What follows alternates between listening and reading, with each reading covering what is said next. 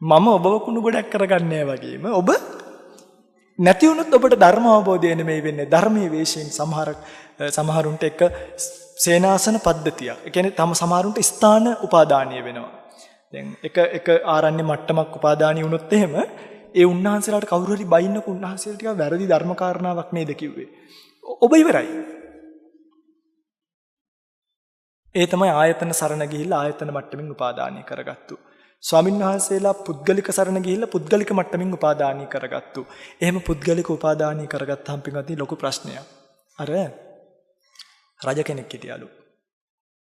මේ රජතුමා තමන්ගේ ඇඳුම් මහන කෙනාට කිව්වලු මට හොඳ ඇඳුමක් මහලා දීපන් කියලා. දැන් මෙයා දිනේ දුන්නට පස්සේ ටික දවසක් යනකොට ඇඳුම මහන්න අමතක වුණාලු. රජාගේ උනත් අමතක වෙලා. රජතුමා ඇවිල්ලා ඇව්වලු කෝ ඇඳුම? දැන් මෙයාට බෑ කියන්න බෑ. කෙලින්ම රාජුදහසට ලක් වෙලා බෙල්ල කපනවා. මෙයා මෙහෙම කළා අත් දෙක අරන් ඇවිල්ලා කෝලු මෙන්න කියලා. කෝ මට ඇඳුමක් පේන්නේ නෑනේ. මෙයා කවලු මේක විශේෂ ඇඳුමක්. පේන්නේ ප්‍රඥාවන්තයන් මෝඩයන්ට මේක පේන්නේ නෑ කවලු. රජතුමා කල්පනා කරලු දෙයියනේ මට මේක පේන්නේ නැත්තේ මං මෝඩියෙක් නිසා මම මේක ඇඳ ගන්න ඕන කියලා දැන් තියෙන ඇඳුම ගලවල දැන් ඇඟේ ඇඳුම් නැතුව යනවලු. බිසවහනවලු කෝ රජතුමනි ඇඳුම. රජතුමා කවලු අන්න බලපං කුඹට මොලේ නෑනේ. ඔබට මේක පේන්නේ නැහැ කියන්නේ ඔබ මෝඩයෙක්. මම මේ ඇඳන් ඉන්නේ විශේෂ ඇඳුම මෝඩයන්ට පේන්නේ නැහැ කිව්වලු. බිසව කල්පනා කරාලු මොකද්ද? මම මෝඩයෙක් කියලා දැන් හිතනවා. ඒ නිසා අනේ ලස්සන ඇඳුමක් මට පෙවුණා මෙහෙමයි.